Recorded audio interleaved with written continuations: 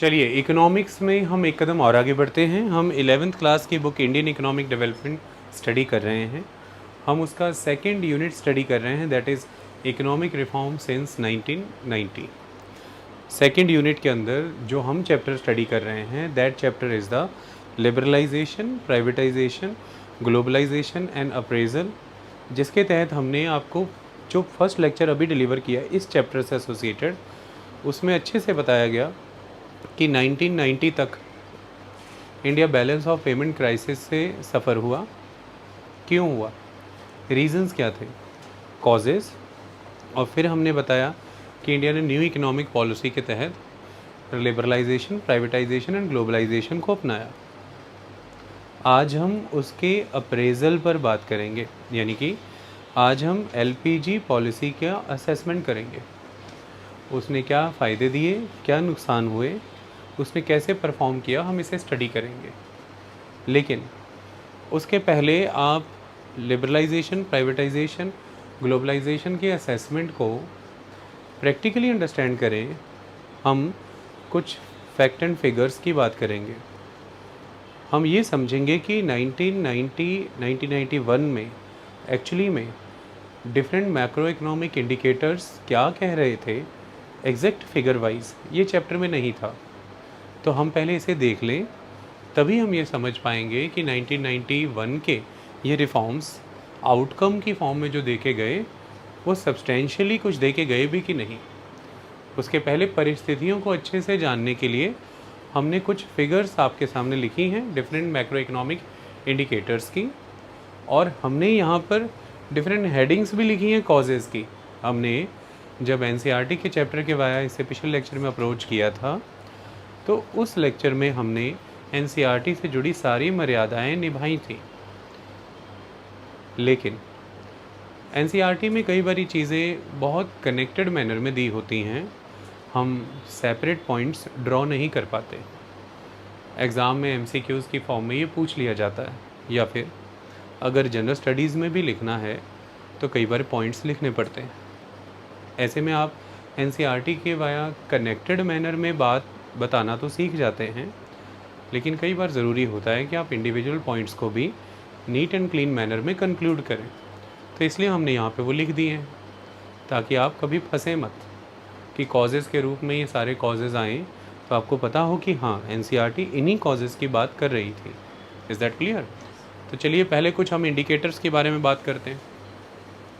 नहीं, वो स्टिक दो बेटा। हालात क्या थे? तो chapter is liberalisation, privatisation, globalisation and appraisal. देखिए, ट्रेड डेफिसिट इंक्रीज़ हुआ 1989-90 में ये था, और 1999-91 में ये फिगर हुई। अब मैंने ये क्यों कहा, तो 2 ईयर्स का कंपैरिजन लिया गया है। एक 1989 से 1990 के बीच में क्या था, और दूसरा 1990 से 1991 के बीच में क्या था। आगे मैंने कहीं भी ये ईयर रिपीट नहीं किया है, आप इसे अज्यूम करके चलेंगे कि मैं इन्हीं ईयर्स के बीच के कंपैरिजन की बात कर रहा हूँ। तो जो ट्रेड डेफिसिट है वो इंक्रीज़ हुआ from rupees 12,400 crore in 1989-90 to 16,900 crore in 1990-1991। मतलब हम पहले 12,400 करोड़ के ट्रेड डेफिसिट में थे 1989 से 1990 में, जो अपने आप में एक बड़ी फिगर थी, और हम एक बरस के अंदर ही लगभग 17,000 करोड़ के ट्रेड डेफिसिट में चले गए। Okay, that is the trade deficit. Trade deficit जो दो मुल्कों के बीच के ट्रेड का घाटा, that is the trade deficit. Next one is the current account deficit. देखिए, हम इन टर्म्स को भी इंडिविजुअली एक एक दो दो लाइन लिख करके समझेंगे। हमने वैसे सब्जेक्ट की मर्यादा के हिसाब से तो इसे समझ लिया है, हम इंडिविजुअली इनके बारे में लिख के आपको बताएंगे भी। देखिए, जब हम बैलेंस ऑफ पेमेंट के बारे में स्टडी करते हैं बीओपी, तो बैलेंस ऑफ पेमेंट के मेनली 3 अकाउंट्स होते हैं। उसके कंपोनेंट की फॉर्म में 3 अकाउंट होते हैं, आप आगे जा कर के इन्हें पढ़ोगे। एक करेंट अकाउंट होता है, एक कैपिटल अकाउंट होता है, एक फाइनेंस अकाउंट होता है। जब भी बैलेंस ऑफ पेमेंट की बात होती है तो मेनली 2 अकाउंट्स का डिस्कशन होता है, एक करेंट अकाउंट और एक कैपिटल अकाउंट। जब आप करेंट अकाउंट की बात करते हैं तो करेंट अकाउंट किन चीज़ों से कॉन्स्टिट्यूटेड है, मतलब करेंट अकाउंट किसके बारे में बात कर रहा है। करेंट अकाउंट बात करता है trade in goods, trade in services, receipts and payments. Mainly वो इनके बारे में बात करता है। जो भी आपने कुछ रिसीप्ट्स आपको हासिल हुई विदेशों से, जो भी आपने कुछ पेमेंट्स की विदेश को, जो भी ट्रेड हुआ गुड्स का और जो भी ट्रेड हुआ सर्विसेज का, ये करेंट अकाउंट डिस्कस करता है। इसके अलावा जो कैपिटल अकाउंट डिस्कस करता है मेनली वो किन चीज़ों को डिस्कस करता है, वो डिस्कस करता है जैसे कोई बोरोविंग आपने की है, यह बोरोड समथिंग, या फिर कोई लेंडिंग आपने की है, तो बोरोविंग और लेंडिंग की डिस्कशन कैपिटल अकाउंट करता है। ठीक इसी तरह से इन्वेस्टमेंट्स की डिस्कशन, जो भी निवेश हुआ है, सम सॉर्ट ऑफ निवेश, चाहे विदेश से भारत में निवेश हुआ है, चाहे भारत से विदेश में निवेश हुआ है, जो भी इन्वेस्टमेंट्स हैं उनकी बात भी कैपिटल अकाउंट करता है। तो मेनली इन्वेस्टमेंट्स, बोरोविंग्स, लेंडिंग्स, इनके बारे में डिस्कशन कैपिटल अकाउंट करता है। और trade in goods, trade in services, payments and receipts, इनके बारे में बात करेंट अकाउंट करता है। ओके, किसी को कोई दिक्कत या परेशानी तो नहीं। ऐसा कहा जाता है कि करेंट अकाउंट के खाते में हमारे जो घाटे होते हैं उन्हें हम कैपिटल अकाउंट के वाया ही प्रोविज़न करते हैं, कैपिटल अकाउंट के वाया ही मैनेज करने की कोशिश करते हैं। जैसे उदाहरण के तौर पर करेंट अकाउंट में हम घाटे में चल रहे हैं क्योंकि हमारा जो ट्रेड है वो डेफिसिट में है इन गुड्स एंड सर्विसेज। सपोज़ कीजिए कि गुड्स एंड सर्विसेज में हमारा जो ट्रेड है वो घाटे में चल रहा है, तो इसकी वजह से हमारा जो करेंट अकाउंट है वो डेफिसिट हो गया। Is that clear? जब हमारा करेंट अकाउंट डेफिसिट हुआ तो हम इसे मैनेज कर सकते हैं, हम कैपिटल अकाउंट के वाया बोरो कर लेंगे। तो हमने बोरोइंग के वाया करेंट अकाउंट को मैनेज किया। इसलिए ओवरऑल ये दोनों कंपोनेंट्स मिला के, current account and capital account मिला के बैलेंस ऑफ पेमेंट बनता है। और जैसे हम करेंट अकाउंट के डेफिसिट में तो चल ही रहे हैं क्योंकि हमारा जो ट्रेड है गुड्स में या जो ट्रेड है सर्विसेज में वो तो नुकसान में चल ही रहा है, कोई दिक्कत नहीं। लेकिन हमने बहुत बड़े स्तर पर बोरोविंग्स भी कर ली हैं अब कैपिटल अकाउंट के वाया। ओके, और इसके वाया हमें बहुत ज़्यादा पेमेंट्स करनी है उनकी, बहुत ज़्यादा पेमेंट्स करनी है उनकी। तो ओवरऑल जब ये दोनों ही करेंट एंड कैपिटल अकाउंट ज़्यादा बिगड़ गए तो हम बैलेंस ऑफ पेमेंट के क्राइसिस में आ रहे हैं। We are into the crisis of the balance of payment. Balance of payment crisis mainly इसको समझा जाता है कि हमारे जो एक्सपोर्ट्स हैं वो इतने इनफ नहीं हैं कि हम अपने इंपोर्ट्स को सर्विस कर सकें या हमारे वो इंपोर्ट्स को पे कर सकें या सपोर्ट कर सकें। That is not enough. या सिंपल इसको ऐसा कहा जाता है बैलेंस ऑफ पेमेंट क्राइसिस को कि हम हमारे जो भी विदेशों से लिए गए पैसे हैं उनको वापस कर पाने में अक्षम हो गए हैं। ओके, क्योंकि हमारी जो बोरोविंग्स हैं उनका लेवल इतना हो चुका क्योंकि करेंट अकाउंट की तरफ तो हम पहले ही बिखरे हुए हैं। अब कैपिटल अकाउंट में हमारी परिस्थितियां कुछ ऐसी हो चुकी हैं कि इन्वेस्टमेंट्स हो नहीं रही हैं और बोरोविंग्स पैरामाउंट हो गई हैं। तो ओवरऑल अब वो सिचुएशन आ चुकी है कि क्योंकि करेंट अकाउंट तो डेफिसिट है तो वहाँ से कमाई नहीं हो रही, ट्रेड में भी आप नेगेटिव में हैं, सर्विसेज में भी आप नेगेटिव में हैं और ऊपर से आप पेमेंट्स के देनदार हैं। रिसीप्ट्स नहीं है, रेमिटेंसेस नहीं आ रहे, उधर से कोई पेमेंट्स नहीं आ रही, कोई रिसीप्ट्स नहीं हो रही किसी रूप में भी। अच्छा, तो ये तो प्रॉब्लम ही प्रॉब्लम है। दूसरी तरफ ये है इन्वेस्टमेंट्स हो नहीं रही हैं, ना FDIs ना FIIs, लेकिन बोरोविंग ज़बरदस्त चल रही है। तो हालात ऐसे हो चुके हैं अब कि कोई ज़रिया नज़र नहीं आ रहा कि जहाँ से कर्जा चुका देंगे। तो ऐसी परिस्थिति जब हो गई है तो बैलेंस ऑफ पेमेंट का क्राइसिस हो गया है, ये कंडीशन बनती है। ओके, जब हम नेक्स्ट क्लासेस में जाएंगे जैसे कि 12th क्लासेस, वहाँ पे इन टर्म्स को बहुत अच्छे से पढ़ा जाएगा। अभी आपको थ्योरी सेक्शन अच्छे से समझ आए इसके लिए ये समझा रहे हैं हम। इतनी बात समझ में आई? ओके, आगे बढ़े। तो जब हम बात कर रहे हैं करेंट अकाउंट डेफिसिट की, तो करेंट अकाउंट डेफिसिट इंक्रीज़ हुआ, यानी कि जो हमारा चालू खाता है उसका घाटा बढ़ गया। देश का करेंट अकाउंट, जैसे एक इंडिविजुअल का, बिजनेसमैन का करेंट अकाउंट होता है, वो कितना सामान बेच रहा है, उसकी पेमेंट्स उसके खाते में आ रही है, क्रेडिट हो रहा है ना, और वो कितना सामान खरीद रहा है, वो सारी चीज़ें डेबिट हो रही हैं उसके खाते से। तो इसी तरह से वो उसका अपना करेंट अकाउंट है। इसी तरह से देश का करेंट अकाउंट होता है। तो वो करेंट अकाउंट आपका घाटे में चल रहा है क्योंकि क्रेडिट्स बहुत कम है, डेबिट्स बहुत ज़्यादा है।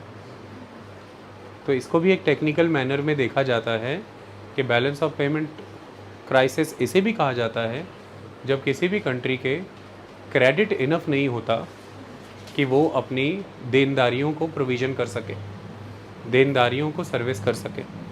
क्रेडिट यहाँ पर लोन नहीं कह रहे हैं। क्रेडिट मतलब जो उसकी एसेट, मतलब जो उसके दावे हैं, जो उसको तरफ आना है पैसा, जैसे आपके खाते में पैसा आता है उसको क्रेडिट कहते हैं ना, पैसा क्रेडिट हो गया ना, और जो निकल जाता है वो डेबिट हो जाता है।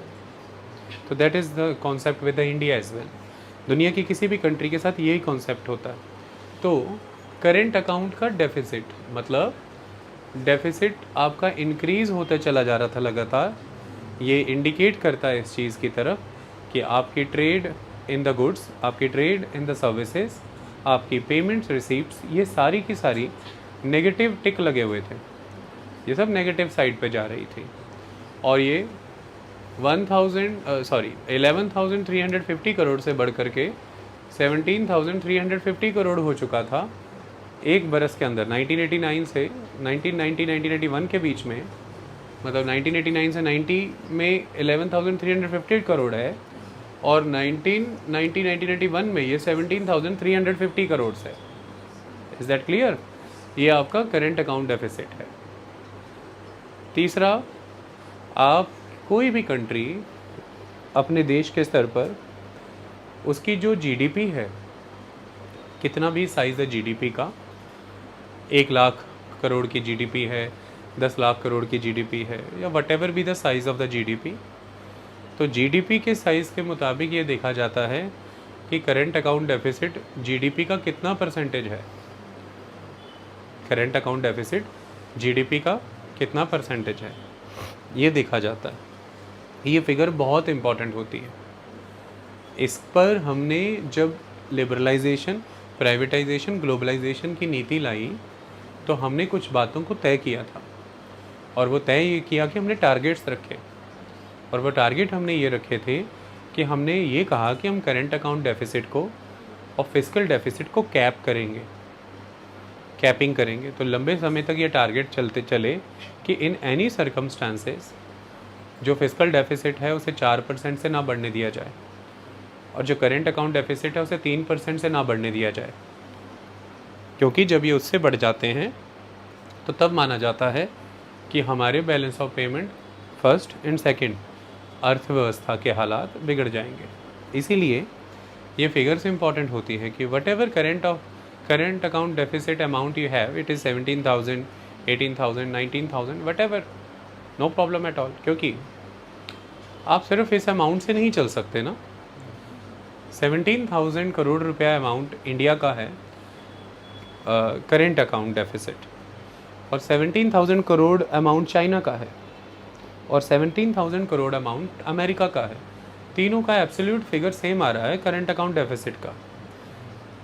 लेकिन हो सकता है कि इंडिया से डबल साइज़ की इकोनॉमी हो चाइना की, और चाइना से 5 टाइम्स इकोनॉमी हो अमेरिका की। तो इकोनॉमी का साइज़ मैटर करता है, मतलब जीडीपी वैल्यू मैटर करता है। इसलिए ये देखना बहुत ज़रूरी होता है कि आपका जो करेंट अकाउंट डेफिसिट है वो जीडीपी के कॉन्टेक्स्ट में कितना है। ये ऑलवेज़ इम्पॉर्टेंट होता है। दूसरी तरफ ये परसेंटेज फिगर भी सिर्फ कामयाब हो ऐसा नहीं है। एक छोटा सा मुल्क है बारबाडोस, छोटी सी जीडीपी है, और वो परसेंटेज दिखा के इस बात की खुशियाँ मनाए कि सिर्फ 4% ही करेंट अकाउंट डेफिसिट है। तुम्हारी छोटी सी जीडीपी है उसका भी 4%, मतलब उतने छोटे साइज़ की जीडीपी में भी 4% करंट अकाउंट डेफिसिट खड़ा करके बैठ गए। तो फिर जब जीडीपी साइज़ थोड़ा बढ़ाओगे तो हालात क्या हो जाएंगे। तो इसलिए एब्सोल्यूट फिगर भी इम्पॉर्टेंट होती है और प्रोपोर्शन यानी कि पोर्शन रेशियो वो भी फिगर इम्पॉर्टेंट होता है।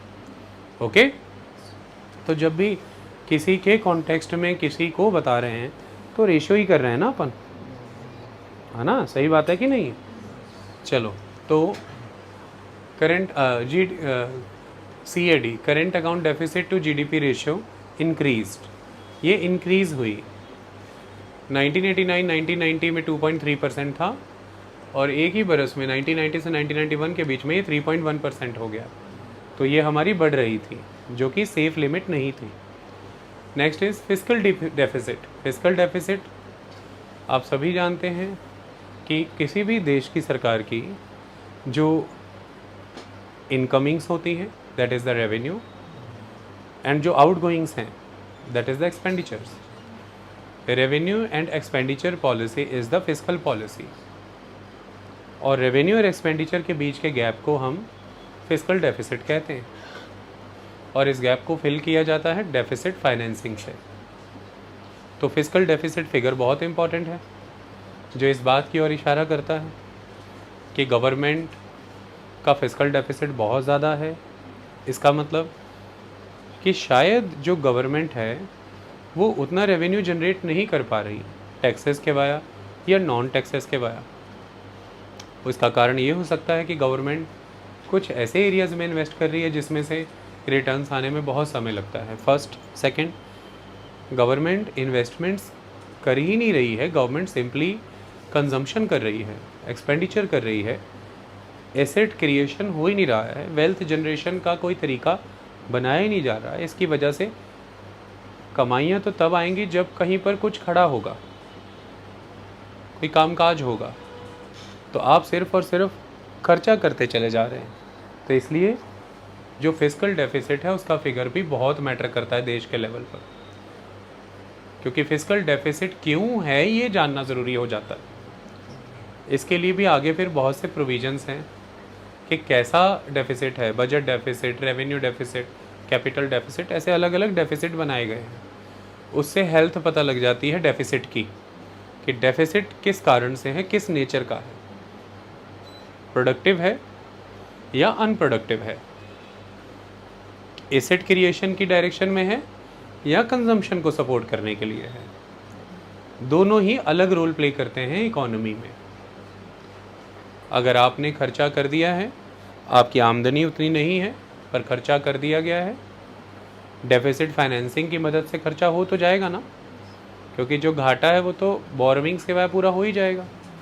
तो आप डेफिसिट फाइनेंसिंग के रास्ते पे हैं, लेकिन आप सड़कों का जाल बिछा रहे हैं, डैम बना रहे हैं, बिजली के खंभे लगा रहे हैं, इलेक्ट्रिफिकेशन कर रहे हैं, आप कुएं खुदवा रहे हैं, इरिगेशनल एक्सपेंशन हो रहा है, सीड्स नए बनाए जा रहे हैं, मंडियाँ, warehouses, stocks, railway expansion, ये सब किया जा रहा है अगर, तो ये माना जाता है कि फिर ये सारी चीज़ें इनर्मस वेल्थ क्रिएट करेंगी और फिर अल्टीमेटली जीडीपी साइज़ बड़ा हो जाएगा। कोई बात नहीं, here deficit financing is good, लेकिन आप डेफिसिट फाइनेंसिंग कर रहे हैं और उसकी वजह से आप पिछले उठाए कर्ज़ों पे ब्याज भरते चले जा रहे हैं, आप घाटे में चल रही कंपनियों के लिए लोन ले रहे हैं और उन लोन की किस्तें भर रहे हैं, आप बहुत भारी भरकम लोगों की भर्ती कर रहे हैं पुलिस में, सेना में, घाटे में चल रही कंपनियों में, और उनकी सैलरी, पॉक्स, अलाउंसेस दे रहे हैं, आप सरकार के लिए नई गाड़ियाँ खरीद रहे हैं, नई बंगले बना रहे हैं, ये सारी चीज़ों में आपका पैसा जा रहा है, पेंशन में, इन सब चीज़। तो फिर देखा जा रहा है कि भाई इनसे आमदनी तो आने से रही, इनसे आगे नया कोई एम्प्लॉयमेंट क्रिएशन, वेल्थ क्रिएशन तो होने से रहा। इसका मतलब ये डेफिसिट फाइनेंसिंग जो हो रही है ये आगे जाने वाले आने वाले समय में और बड़ा गैप क्रिएट करेगी, फिस्कल डेफिसिट और बढ़ने वाला है। इस हिसाब से credit rating agencies different countries को क्रेडिट रेटिंग्स देती हैं, और उन क्रेडिट रेटिंग्स को स्टडी करके ग्लोबली जो लेंडर्स हैं, जो पैसा देते हैं, वो पैसा देते हैं, वो लेंड करते हैं। जैसे मूडीज़ हैं, वो एक इम्पॉर्टेंट क्रेडिट रेटिंग एजेंसी है, वो दुनिया भर में दुनिया अलग अलग इकोनॉमी को स्टडी करते हैं, उनके क्रेडेंशियल्स को स्टडी करते हैं, उनके पोटेंशियल को स्टडी करते हैं कि इनमें रीपेमेंट का पोटेंशियल कितना है, और फिर वो उस इकोनॉमी को क्रेडिट रेटिंग्स देते हैं। इन क्रेडिट रेटिंग्स को स्टडी करके ही दुनिया भर के इन्वेस्टर्स एंड दुनिया भर के लेंडर्स अपना पैसा इन्वेस्ट करते हैं और पैसा लेंड करते हैं। ये ज़रूरी होता है। तो अर्थव्यवस्था की सेहत को पढ़ा जाता है, और सेहत को पढ़ने के लिए ये एक इम्पॉर्टेंट चीज़ है कि आदमी पैसा किस पे लगा रहा है। फल फ्रूट खा रहा है तो कोई ना, दंड बैठ के मार मूर के तगड़ा होके कमा भी लेगा, लेकिन पैसा दूसरी ही चीज़ों में जा रहा है, सिगरेट, बीड़ी, दारू, तो फिर वो कोई भी आदमी कहता है उसे पैसा ना दियो, वो तो डूबा पड़ा है। वो तो जो पिछला पैसा था सारा उड़ा गया शराब, नशे, जुए में, अगला भी तेरा पैसा उड़ा देगा। ठीक है, तो वो क्रेडिट रेटिंग एजेंसी तरह है वो मोहल्ले का वो आदमी, वो आपकी रेटिंग गलत दे गया, और अब जो पैसा आदमी आज आपको पैसा देने वाला था वो फ़ोन उठाना बंद हो गया। ठीक, दूसरी तरफ आप मेहनती आदमी हो, आपके घर में कोई ट्रेजेडी हो गई है, कोई दिक्कत आ गई है, लेकिन मेहनती आदमी, आपका रिकॉर्ड बोलता है कि 300 दिन काम पे जाने वाले आदमी मेहनती। तो किसी ने भी पूछा यार इस आपके मोहल्ले से आदमी आया पैसा दे दे, कह रहे कौन, फलाना फलाना। अरे उसके दिन थोड़े ऐसे चल रहे हैं, पैसा दो वापस आएगा। ज़बान वाला आदमी, कह रहे ज़बान से नहीं चलता भाई, मेहनती आदमी, टैलेंटेड, दिन रात काम करने वाला आदमी दे दो। तो अच्छी रेटिंग बना दी आपकी और अच्छा पैसा मिल गया आपको, कोई दिक्कत की बात नहीं है। So if you will have good ratings you can access loans easily. if there will be negative rating तो लोन एक्सेस करने में उतनी ही दिक्कत आती है, हायर इंटरेस्ट रेट देने पड़ते हैं। अभी वो भी पढ़ाऊंगा आगे। तो मेन एस्पेक्ट यहाँ पर है कि फिजिकल डेफिसिट का फिगर बहुत इंपॉर्टेंट होता है इकोनॉमी के लिए। तो हमारा जो फिजिकल डेफिसिट है टू द जीडीपी रेशियो वो भी इंक्रीज़ होकर के 7% तक पहुँच गया था इस समय तक। ये धीरे धीरे इंक्रीज़ हुआ, 4%, 6%, और इस समय तक आ गया था 7% तक। आगे बताएंगे कैसे कैसे इंक्रीज़ हुआ। ये अच्छा खासा फिगर होता है इससे, फिजिकल डेफिसिट 7%, 8%। नेक्स्ट है इन्फ्लेशन, महंगाई। ये सारे कॉजेज़ के रूप में पढ़े थे ना, कॉजेज़ की फॉर्म में पढ़े थे ना। तो आपको ज़मीन पकड़ा रहा हूँ हाथ में, मतलब ठोस चीज़ें दे रहा हूँ कि आंकड़े बातें ही ना हो, खाली आंकड़े हो जाएं तो आदमी में यकीन हो जाता है। आंकड़े व्यक्ति को क्या बनाते हैं, यकीनी बना देते हैं कि चलो बात जो कर रहे हैं सब्सटेंशियल कर रहे हैं। तो ये है इन्फ्लेशन। इन्फ्लेशन देखिए 1989 से 1990 में 7.5% थी, 1990 से 1991 के बीच हो गई 10%, और 1991 से 92 के बीच में हो गई 13%। Can you imagine. और लंबे समय से हमारे देश में जो गवर्नमेंट है उसने आरबीआई की ये ड्यूटी लगाई है कि आप मॉनेटरी पॉलिसी रिव्यूज़ करेंगे टाइम टू टाइम, और उस मॉनेटरी पॉलिसी रिव्यू का एजेंडा ये होगा कि 6% से अबव इन्फ्लेशन नहीं जाने देना है। क्योंकि इन्फ्लेशन जो है आपकी करेंसी की वैल्यू को खा जाती है, आपकी सेविंग्स की वैल्यू को खा जाती है, आपकी परचेजिंग पावर को खा जाती है, और ओवरऑल जो देश है उसका विकास ठप पड़ जाता है क्योंकि डिमांड फॉल कर जाती है। ओके, आपकी करेंसी कमज़ोर हो जाती है तो इंपोर्ट महंगा हो जाता है। इन्फ्लेशन ऐसे नुकसान पहुंचाती है।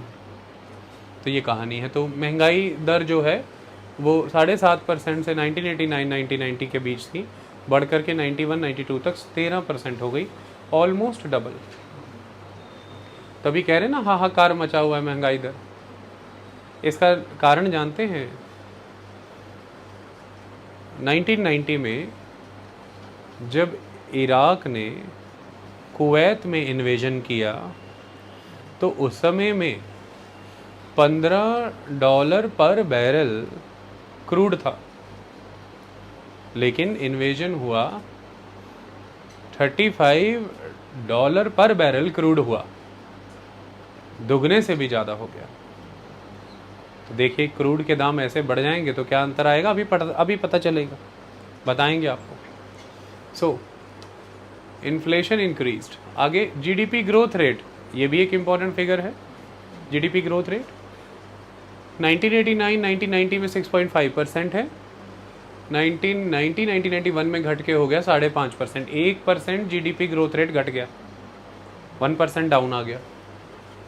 इंडस्ट्रियल ग्रोथ रेट 1989-1990 में 8.6% है, 1990-1991 में 8.2% हो गया, 0.4% घट गया, ये भी नीचे आ गया। फॉरेन एक्सचेंज रिजर्व्स 1989-1990 में 5,277 करोड़ हैं 31 दिसंबर 1989 को, जो कि कम हो करके 31 दिसंबर 1990 को हो गए 2,152 करोड़, आधे से भी कम।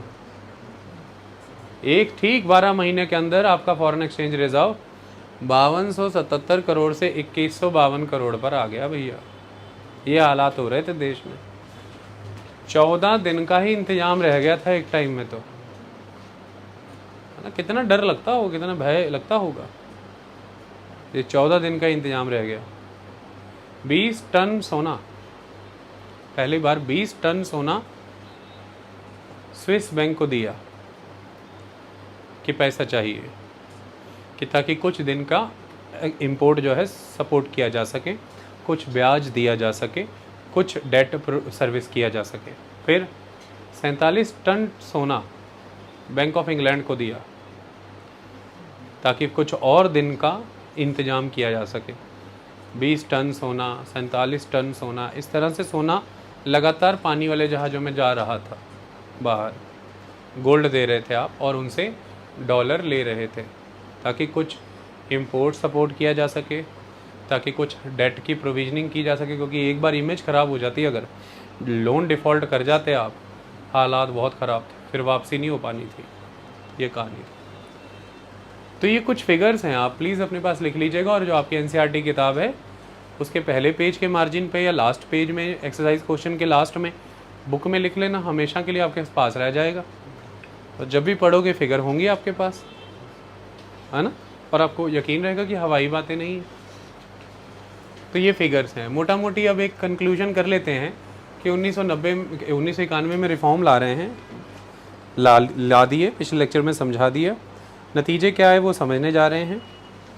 नतीजे समझ पाएंगे अगर थोड़ा सा समझ पाएँ कि कारण क्या थे, जो कि पिछले लेक्चर में बताए थे, इस बार थोड़ा उनका ब्रेक डाउन किया है। समझिए causes. Number 1, the cause number 1 breakup. तो कुछ रीजंस है जो एनसीईआरटी में नहीं थे, वो यहाँ लिखें। Breakup of the Soviet block 1990-1991 तक सोवियत यूनियन टूट गया, यूएसएसआर डिसइंटीग्रेट हो गया, और सोवियत यूनियन से एसोसिएटेड ईस्ट यूरोपियन कंट्रीज़ तो इसके पहले ही धीरे धीरे टूटनी शुरू हो चुकी थी। ईस्टर्न ब्लॉक भी कहा जाता है। ओके, इनके टूट जाने का भारत को दो तरह से नुकसान हुआ। पहला नुकसान ये हुआ कि जो भारत का टोटल एक्सपोर्ट्स हुआ करता था, उस एक्सपोर्ट का 20% इनसे कनेक्टेड था। पहले तो उसकी डिमांड फॉल हुई तो वो सफ़र हुआ, यहाँ पे एक्सपोर्ट कॉम्प्रोमाइज़ हुआ, इनकम कॉम्प्रोमाइज़ हुई, डॉलर्स कॉम्प्रोमाइज़ हुए। सेकंड नुकसान ये हुआ कि जो इंडिया और यूएसएसआर के बीच में व्यापार होता था, वो रुपी ट्रेडिंग के वाया भी होता था। मतलब इंडिया और इन कंट्रीज़ के बीच में रुपी एक्सचेंज के एग्रीमेंट थे, और इसके वाया इनके साथ व्यापार करने के लिए भारत को अंतर्राष्ट्रीय बाज़ार से डॉलर खरीदने नहीं पड़ते थे। मतलब यहाँ से जो भी कुछ इंपोर्ट होता था उसके लिए डॉलर में पेमेंट नहीं करनी पड़ती थी, लेकिन एक्सपोर्ट इंपोर्ट जारी रहता था क्योंकि रुपी ट्रेडिंग थी। तो जब ये कंट्रीज़ डिसइंटीग्रेट हुई तो इनकी रुपी ट्रेडिंग सिस्टम कैंसिल हो गया, तो वो एग्रीमेंट्स ख़त्म हो गए। तो रुपी ट्रेडिंग एग्रीमेंट्स का ख़त्म हो जाना, इन कंट्रीज़ की इकोनॉमी स्लगिश हो जाना, नुकसान में चले जाना, उनकी मांग गिर जाना, तो इंडियन प्रोडक्ट्स का बिकना कम हो जाना, एक्सपोर्ट कम हो जाना, साइमल्टेनियसली इनकम कॉम्प्रोमाइज़ हो जाना, और रुपी ट्रेडिंग ब्लॉक के एग्रीमेंट ख़त्म होने से प्रॉपरली जो एग्रीमेंट आगे जो ट्रेडिंग इनके साथ होगी वो डॉलर्स में ही होगी, और फिर वो आपको मार्केट से चाहिए। तो ये एक बड़ा नुकसान हुआ भारत को। दूसरा, इराक कुवैत वार, ये तो मैंने समझा ही दिया आपको कि लगातार 1970 से ही मिडल ईस्ट में कई तरह की जंगें चल रही थी। पहले सीरिया और इज़राइल के बीच में, उसके बाद ईरान इराक की वॉर 1979-1980, उसके बाद इराक और कुवैत की 1990। जॉर्ज बुश जो बाद में 2003 में जब इराक इन्वेजन होगा, उस समय 1990 में जॉर्ज बुश के पिता हैं। तो पहले